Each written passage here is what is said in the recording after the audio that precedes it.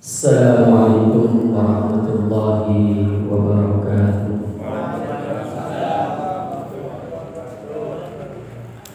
Alhamdulillah, alhamdulillahilladzi hadana li hadza wa ma kunna linahtadiya laula an hadana Allah. Asyhadu an la ilaha illallah wa asyhadu anna Muhammadan abduhu wa rasuluhu wa la nabiyya ba'da. Allahumma shalli ala nabiyyikal mustafa Muhammadin sallallahu alaihi wasallam wa ala alihi wa ashabihi wa man tabi'ahum bi ihsanin ila yaumiddin. Amma ba'd. Bayyul hadirun rahimakumullah, bapak-bapak, ibu-ibu dan saudara-saudara sekalian yang dirahmati Allah Subhanahu wa taala. Alhamdulillah, kita dikumpulkan kembali oleh Allah Subhanahu wa taala dalam kesempatan ini untuk kita bersama-sama menunaikan kegiatan kita, yaitu kegiatan pengajian rutin malam Rabu. Rahmat Allah Subhanahu wa taala, dalam kesempatan kita kali ini saya akan melanjutkan kajian kita, yaitu kajian akidah atau tauhid. Pada pertemuan sebelumnya kita membahas tentang beriman kepada kitab-kitab Allah. Berikutnya adalah beriman kepada Rasul-Rasul Allah Subhanahu wa ta'ala. Hadirin rahmati Allah Subhanahu wa ta'ala, makna Rasul adalah man yahmilur risalah minal khaliq ilal bashar li hidayatihim lit thariqis sahih. Arti Rasul adalah man, orang yahmilur risalata, yang membawa risalah, ajaran, minal khaliq, dari sang pencipta yaitu Allah, ilal bashari, untuk manusia, kepada manusia, li hidayatihim bil thariqis sahih, yaitu untuk menunjukkan kepada manusia bil thariqis sahih, kepada jalan yang benar.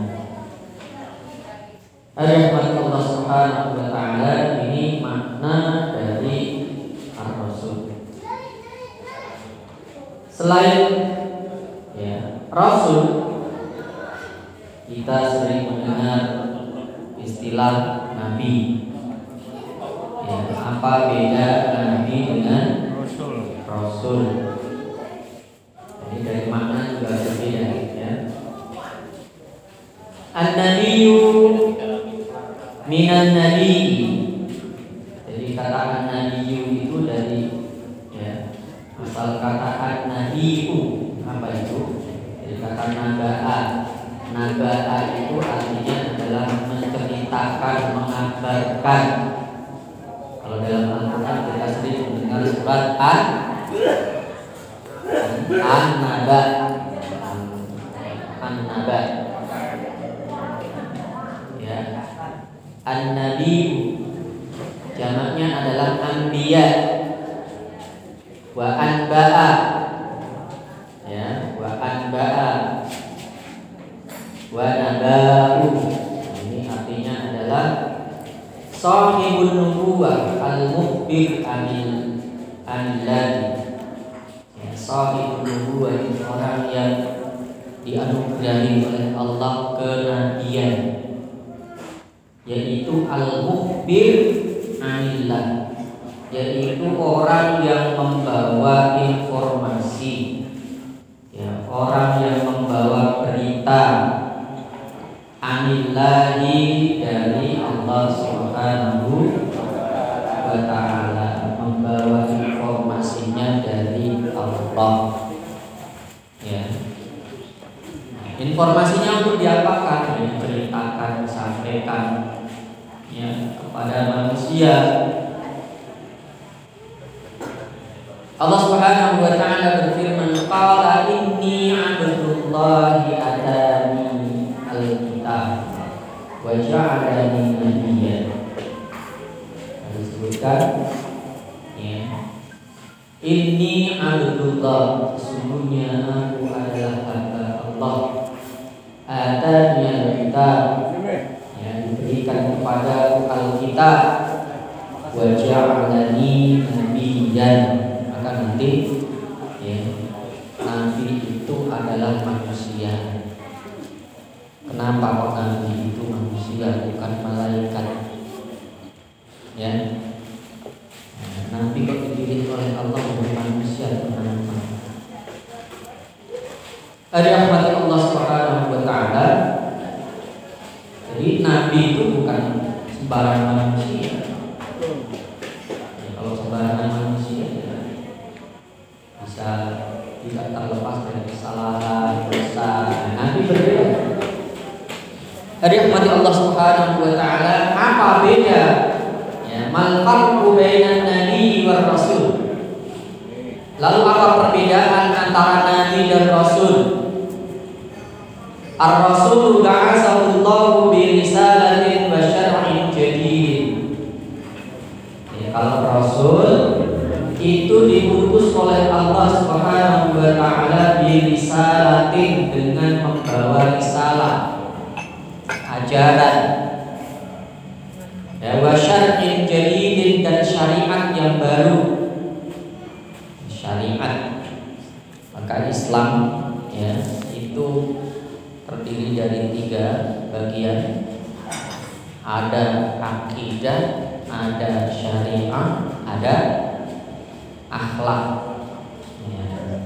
Jadi kalau kita belajar Islam itu ya lengkap itu. Ada akidahnya, ada syariahnya, ada akhlaknya. Nah, ini kalau dalam hadisnya itu tertuang dalam ya iman, Islam, dan ihsan. Dari rahmat Allah Subhanahu wa taala. Nah, ada juga yang mengatakan bahwa Rasul itu adalah orang yang diutus oleh Allah ila qaumin kuffar. Jadi kalau Rasul itu diutus oleh Allah ya pada orang-orang kafir. Banyak orang-orang kafir, mengajak mereka untuk beriman kepada Allah. Ini Rasul. Sedangkan Nabi adalah man nazala alaihi al-wahyu minallahi yad'u li ibadatillahi ala ahadil manahiji al-syara'i allati anzalahu Allahu min qabl. Ada rahmat Allah Subhanahu wa taala. Kalau Nabi itu adalah man ya nazala alaihi al-wahyu, orang yang diberikan oleh Allah kepadanya al-wahyu. Jadi diberi wahyu oleh Allah sama-sama. Ya, Rasul ya dapat wahyu, Nabi ya dapat wahyu. Liyad'u li ibadatillahi, supaya mereka mengajak untuk beribadah kepada Allah ala ahadil manahiji al-syara'i, dengan menggunakan salah satu ya metode manhaj atau dengan menggunakan syariat-syariat yang sudah diturunkan oleh Allah sebelumnya. Ya.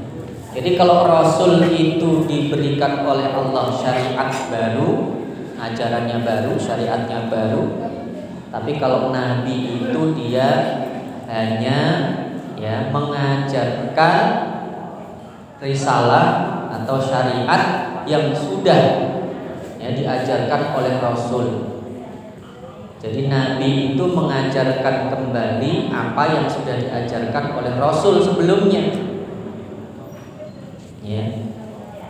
Jadi dia tidak mendapatkan syariat baru. Rahmat Allah Subhanahu wa taala. Qila an-nabiyyu al-ummi munabbih anillahi war rasul. Jadi nabi itu dia mengabarkan, menginformasikan dari Allah dan Rasul. Jadi kalau Rasul itu mengabarkan dari Allah, kalau nabi itu dia mengabarkan, menginformasikan, mengajarkan informasi dari Allah dan Rasul. Jadi syariatnya bukan syariat baru. Ini kalau nabi. Ada yang mengatakan yaitu orang yang ursila ila qaumin mu'minin. Kalau nabi itu diutus kepada orang-orang beriman. Ini bedanya. Kalau Rasul tadi kepada orang kafir, kalau nabi itu diutus kepada orang-orang beriman. Nah, ini beberapa perbedaan antara nabi dan Rasul. Nah, maka nanti dibedakan antara nabi dan Rasul itu. Ada juga nanti yang dia itu seorang Rasul dan sekaligus seorang nabi. Maka para ulama ada yang mengatakan kalau Rasul itu adalah nabi, tapi kalau nabi belum tentu Rasul. Ini jadi Rasul itu lebih umum. Dari rahmat Allah Subhanahu wa taala, karena setiap Rasul yang memberikan syariat dari Allah, syariat baru itu juga diperintahkan oleh Allah untuk menyampaikan kepada umat manusia. Nah, lalu berapa jumlah jumlah nabi dan Rasul itu berapa? Nah, kalau kira-kira tahu berapa Pak? Itu dia yang seorang nabi dan Rasul. Nabi sekaligus Rasul itu 25 yang kita imani itu. Kalau nabi saja nabi saja itu berapa jumlahnya? Ada yang mengatakan ini nabi lebih banyak. Nabi lebih banyak. Ada yang dalam sebuah hadis, saya bacakan hadisnya. Diriwayatkan dari Abu Dzar radhiyallahu anhu, qala ya Rasulullah, kami anbiya. Abu Dzar sahabat Nabi bertanya kepada Rasulullah, ya Rasulullah, berapakah jumlah para nabi itu? Qala mi'atu alfin wa ishruna alfan. Nah itu berapa Pak? Mi'atu alfin. Mi'ah itu artinya 100, alfin itu 1000. 100.000. Wa ishruna alfan, dan 20.000. Berapa tadi Pak? 100.000 dan 20.000, berarti 120.000.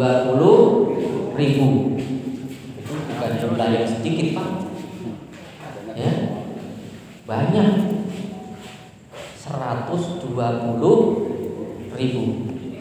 Nah ini. Rahmat Allah Subhanahu wa taala. Ini berdasarkan hadis. Kemudian Abu Dzar bertanya, "Faqala kami Rasul min dzalik?" Kemudian dia bertanya, berapa Rasul dari nabi itu? Dari jumlah itu. Qala salasumi'atin wa salasata asyara. Dikatakan salasumi'atin 300 wa salasata asyara dan 13. Berapa Pak? 313. Jangan berpikir jumlahnya banyak. Kalau Rasul saja itu jumlahnya 313. Ada yang mengatakan 315. Ya beda 2. Ini berdasarkan hadis.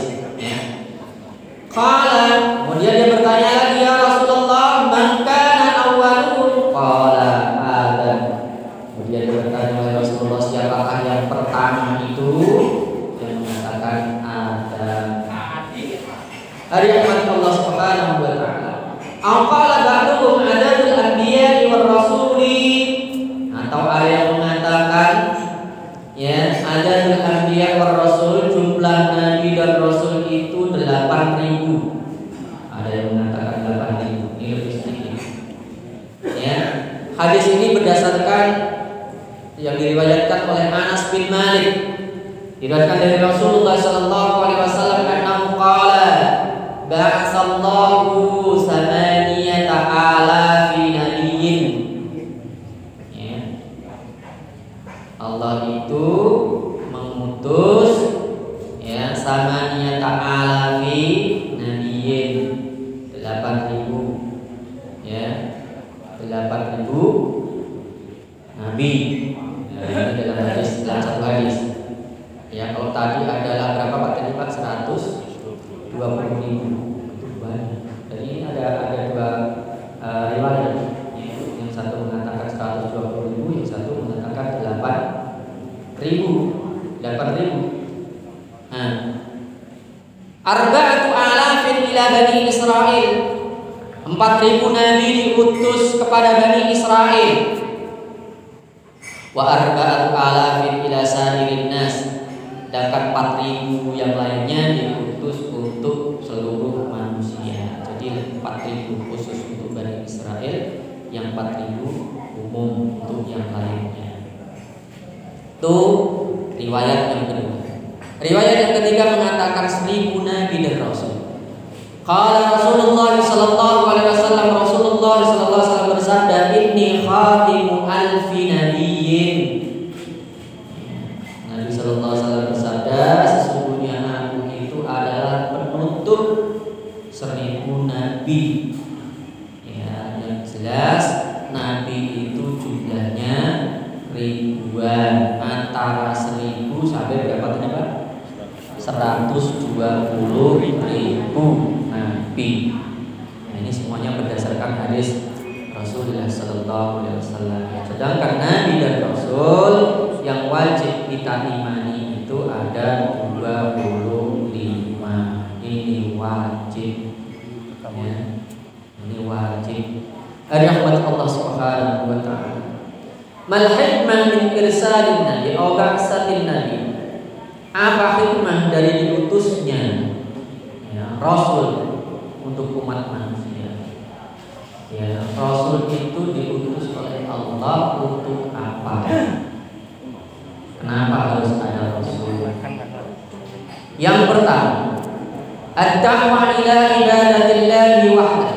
Ini di antara misi utama para nabi dan rasul itu adalah mengajak manusia hanya beribadah kepada Allah. Jadi ini masalah manusia sepanjang sejarah kehidupan. Jadi masalah manusia yang utama itu adalah bukan karena mereka tidak percaya kepada yang menciptakan alam semesta atau kepada Sang Pencipta. Ya, orang kafir pun mereka percaya. Tapi masalahnya adalah banyak manusia itu yang salah dalam beribadah atau orang yang tidak mau beribadah. Ini sejarah yang selalu berulang dan berulang. Ya. Jadi dalam kehidupan manusia, hidup manusia itu tidak akan terlepas dari ibadah. Jadi satu hal ini antara nyawa dengan ibadah itu adalah ya, pasangan. Selama hidup ya ibadah. Ibadah ya selama orang hidup. Jadi selagi masih ada nyawa, ibadah harus ada. Nah, sebagian orang itu tidak seperti itu. Dikasih hidup tapi gak mau. Jadi gak bisa dilepaskan antara kehidupan dengan ibadah itu. Jadi sesuai dengan firman Allah, wa ma khalaqtul jinna wal insa illa liya'budun. Manusia itu diciptakan oleh Allah, jin itu diciptakan oleh Allah hanya untuk beribadah kepada Allah. Ini tujuan itu. Nah, ketika orang itu sudah meninggalkan ibadah kepada Allah atau salah mereka dalam beribadah. Ya, jadi yang disembah bukan Allah yang menciptakan alam semesta dan seluruh isinya termasuk manusia, tetapi yang disembah apa? Yang disembah berhala, yang disembah matahari, yang disembah pohon, yang disembah manusia. Nah, maka fungsi Nabi itu adalah mengajak, atau fungsi atau tujuan diutusnya Rasul itu adalah mengajak manusia hanya untuk beribadah kepada Allah. Jadi mengajak kembali. Jadi manusia itu selalu begitu. Nah, setelah Nabi yang terakhir atau Rasul yang terakhir yaitu Muhammad SAW, sudah tidak ada Nabi lagi dan tidak ada Rasul lagi. Bagaimana? Yang penerusnya adalah para ulama, al-ulama warasatul anbiya. Yang mengajak adalah para ulama, yang membenahi ibadah kita itu adalah para ulama. Ya, maka ini harus kita perbaiki. Ibadah itu harus selalu diperbaiki. Ya, jadi ini yang perlu kita evaluasi. Jadi tidak ada namanya ibadah kita itu sudah sempurna. Jadi harus kita perbaiki terus itu. Ya, terutama sholat kita. Ya. Jadi sholat kita itu harus selalu kita perbaiki. Ya, perbaikinya dengan apa? Yaitu dengan mempelajari fikih. Ya, nanti aturan-aturannya itu ada dalam fikih. Apakah yang kita ketahui itu belum betul? Nah, ini yang perlu kita perbarui terus. Jadi agar ibadah kita itu semakin baik, maka kita harus belajar terus tentang ibadah yang lebih baik itu seperti apa. Ya, harus kita perbaiki terus. Ya, sholat kita, apakah sholat kita itu sudah betul semua? Ya, bacaannya, ya jangan sampai nanti kalau dalam fikih itu ya nanti dijelaskan secara detail. Bacaan itu penting dalam ibadah, terutama adalah suratul Fatihah, karena suratul Fatihah itu termasuk rukun. Tidak sah sholatnya kalau tidak membaca suratul Fatihah. Ya, meskipun kita sudah hafal, terkadang bacaan kita masih keliru. Ini yang harus hati-hati. Ya, harus kita perbaiki terus. Ya, kelihatannya kita sudah hafal sambil merem bahkan setengah tidur juga masih hafal itu. Ya, tapi kalau tidak kita perbaiki bacaannya sering tidak ini makhrajnya. Ya, makhrajnya termasuk kita baca pot itu kan termasuk huruf yang paling sulit. Ya, to itu ya magdu. Nah, ini kalau salah magdu, ada baca magdubi, ghairil magdubi. Nah, itu salah bacaannya. Ini harus hati-hati kita. Ya. Ini kalau dalam fikih dibahas ya. Ar-Rahman, Ar-Rahman, Ar-Rahim, Ar-Rahman. Ya. Itu hak itu harus jelas. Ya. Ini harus hati-hati. Karena itu termasuk rukun, terutama kalau kita jadi imam. Ini harus hati-hati ya. Karena kita ibaratnya sopir ya. Kalau sopirnya ngantuk belakangnya jadi ini jangan sampai ya. Ada yang pada Allah Subhanahu wa taala. Jadi diutusnya para nabi itu di antara yang pertama tadi adalah untuk mengajak manusia hanya beribadah kepada Allah. Kalau manusia modern itu ibadahnya tidak hanya kepada Allah, termasuk ya dia menyembah harta, menyembah itu, jadi budak harta, budak kekuasaan. Padahal kita itu hanya berhak menjadi budak Allah. Ibad itu artinya adalah hamba. Jangan jadi hamba yang lain. Kita hanya berhak menjadi hamba Allah. Jadi ibadah itu adalah menghamba kepada Allah, mengabdi kepada Allah. Mengabdi kepada Allah itu maknanya adalah para ulama menerjemahkan ibadah itu adalah fi'lu ma yuhibbullahu wa yardahu. Jadi ibadah itu adalah melakukan segala sesuatu diridhoi dan dicintai oleh Allah. Allah Subhanahu wa taala berfirman, "Wa ma arsalna min qablika min rasulin illa nuhi ilaihi annahu la ilaha illa ana fa'budun."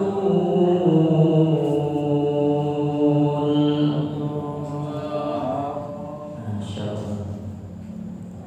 Wa ma arsalna min qablika, dan tidaklah kami mengutus sebelum kamu wahai Muhammad mir rasulin, dari seorang rasul, illa nuhi ilaihi, kecuali kami wahyukan kepadanya annahu la ilaha illa ana, bahwa tidak ada yang berhak disembah selain hanya aku. Kata Allah, fa'buduni, maka beribadahlah kalian kepadaku. Ya, ini kalau kita sering menerjemahkan la ilaha illallah itu apa? Tidak ada. Ya, jadi di situ kalau di bahasa Indonesia itu terjemahannya masih kurang. Iya, jadi la ilaha illallah itu maknanya adalah tidak ada yang berhak disembah. Kalau di bahasa Indonesia sering terjemahkan tidak ada Tuhan selain Allah. Jadi maknanya terlalu umum. Padahal makna ilah itu khusus. Ilah itu maknanya adalah yang berhak disembah. Ai la ma'buda. Nah, ini tugas para nabi tadi, ya. Jadi tugas nabi itu mengajarkan pada manusia la ilaha illallah. Jadi kalau ada hadis yang mengatakan man qala la ilaha illallah dakhalal jannah. Ada hadis yang mengatakan barang siapa yang mengucapkan la ilaha illallah maka dia akan masuk surga. Makna la ilaha illallah itu adalah tidak ada yang berhak disembah selain hanya Allah. Ini tauhid namanya tauhid ubudiyah, ya. Jadi rahmat Allah Subhanahu wa taala. Maka ya seluruh nabi itu dakwahnya itu menyampaikan kepada manusia bahwa tidak ada yang berhak disembah selain hanya Allah. Maka perintah Allah fa'budu. Dalam ayat lain juga disebutkan, wa laqad ba'atsna fi kulli ummatin rasula an ya'budu Allaha wa yajtanibut taghut. Wa laqad ba'atsna, dan sungguh kami telah mengutus fi kulli ummatin, dalam setiap umat, rasulan, seorang rasul. Apa tugasnya? Anibudullah, ya, hendaklah kalian itu beribadah kepada Allah, wajtanibut taghut, dan jauhilah apa taghut? Apa taghut? Taghut itu ya syaitan, ya. Ya, manusia itu kalau nggak nyembah Allah ya nyembah setan, ya. Banyak orang yang mengabdi kepada setan, termasuk mengabdi kepada hawa nafsunya, ya, nggak sadar, ya, dirinya. Dalam setiap manusia itu ada setannya, ya, maka manusia itu tidak boleh memperturutkan hawa nafsu, ya, nafsunya, ya. Mereka merasa itu dirinya, bukan. Setiap yang menyuruh kepada keburukan itu adalah setan, ya, maka dia harus bisa mengenali. Jadi setan itu mengalir, ya, dalam darah manusia, sehingga manusia itu terkadang tidak mengetahui bahwa yang menyuruh itu adalah setan, karena itu ada dalam hati. Jadi setiap keburukan, dan itu manusia tidak perlu diajarkan, sudah tahu keburukan itu. Kenapa? Secara otomatis manusia itu kalau keburukan itu ya tahu. Tapi kalau kebaikan itu tidak bisa terjadi dengan sendirinya. Kebaikan itu harus diajarkan, harus diperintahkan, harus dibiasakan, disuruh. Ya, nggak ada kebaikan terjadi dengan sendirinya. Orang tiba-tiba baik itu ada. Dalam diri manusia juga begitu. Aslinya manusia itu punya sifat buruk. Wa nafsi wa ma sawwaha fa alhamaha fujuraha wa taqwaha. Wa nafsi wa ma sawwaha, demi jiwa dan kesempurnaan penciptaannya. Ya, nafsi wa ma sawwaha fa alhamaha fujuraha, maka Allah mengilhamkan kepada jiwa itu keburukannya. Jadi keburukannya dulu, baru watakwaha. Kenapa gak dibalik watakwaha dulu? Karena aslinya jiwa manusia itu selalu menyuruh kepada keburukan. Dalam ayat yang disebutkan, ya, itu ayatnya adalah innan nafsa la'ammaratun bisu. Sesungguhnya jiwa manusia itu la'ammaratun, benar-benar banyak menyuruh kepada keburukan. Ya, maka ini harus hati-hati dari itu. Ya, setan itu mengalir mengikuti peredaran darah manusia. Ini yang harus hati-hati. Rahmat Allah Subhanahu wa taala. Maka kebaikan itu harus dibiasakan. Berat memang. Tapi kalau sudah terbiasa baik, ya, maka dia akan merasakan kebaikan-kebaikannya. Rahmat Allah Subhanahu wa taala. Yang kedua, Nabi itu ditugaskan oleh Rasul, dan Nabi itu ditugaskan oleh Allah Subhanahu wa taala li ta'limin nasi wa tazkiyatihim, agar para rasul dan nabi itu mengajar para manusia dan mengajak mereka untuk mensucikan diri. Tadi kita sebutkan aslinya jiwa manusia itu menyuruh kepada keburukan. Maka orang itu susah, ya, untuk menjadi baik itu berat, susah. Maka karena berat dan susah itu pahalanya surga. Ya, surga itu enggak mudah. Karena sulit tadi itu, maka pahalanya surga. Orang melakukan keburukan itu gampang, enggak usah diajari, enggak usah disuruh. Manusia tahu keburukan. Kalau manusia itu mengikuti keburukan, ya maka dari itu ancamannya orang-orang yang melakukan keburukan itu adalah neraka. Rahmat Allah Subhanahu wa taala. Nah, nabi atau rasul itu diutus oleh Allah untuk mengajarkan manusia. Maka Nabi sallallahu alaihi wasallam bersabda, "Innama bu'istu mu'alliman." Sesungguhnya aku hanya diutus oleh Allah Subhanahu wa taala mu'alliman, sebagai seorang guru, mengajar. Harus menjelaskan kepada umatnya, wa tazkiyatuhum, dan mengajak mereka untuk mensucikan diri, membersihkan diri. Ya, manusia itu aslinya tadi banyak melakukan keburukan. Karena banyak melakukan keburukan, maka diajarkan oleh Rasulullah SAW untuk membersihkan diri. Ya, manusia itu tidak ada yang terlepas dari dosa.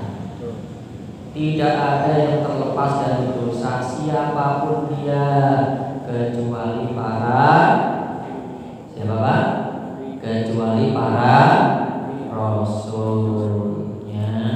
Selain rasul itu tidak ada yang terlepas dari dosa, ya, termasuk ulama. Ulama itu tidak maksum, ya, ustaz, kiai, siapa saja yang namanya manusia. Ya, yang membedakannya adalah tingkat kesalahannya. Ada kesalahannya yang kecil, ringan, ada yang kesalahannya banyak, besar, begitu. Ada rahmat Allah Subhanahu wa taala. Karena manusia itu tidak terlepas dari kesalahan dan dosa, maka Allah mengutus Nabi untuk mengajak manusia itu membersihkan diri. Karena jiwa manusia itu kotor, maka Allah mengutus para rasul dan nabi itu untuk mengajak manusia membersihkan diri. Tazkiyatun nafsi. Dan ini kapan-kapan nanti kita sampaikan tentang tazkiyatun nafs. Kenapa perlu dibersihkan itu?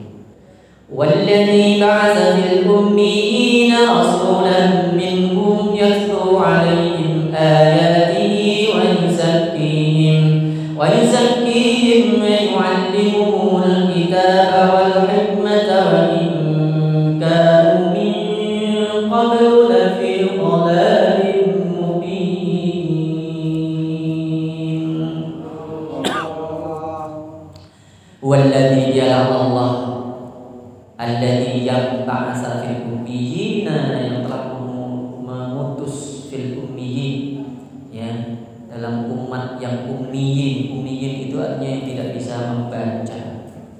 Rasulan, seorang rasul minhum dari mereka, yatslu alaihim yang membacakan kepada mereka apa?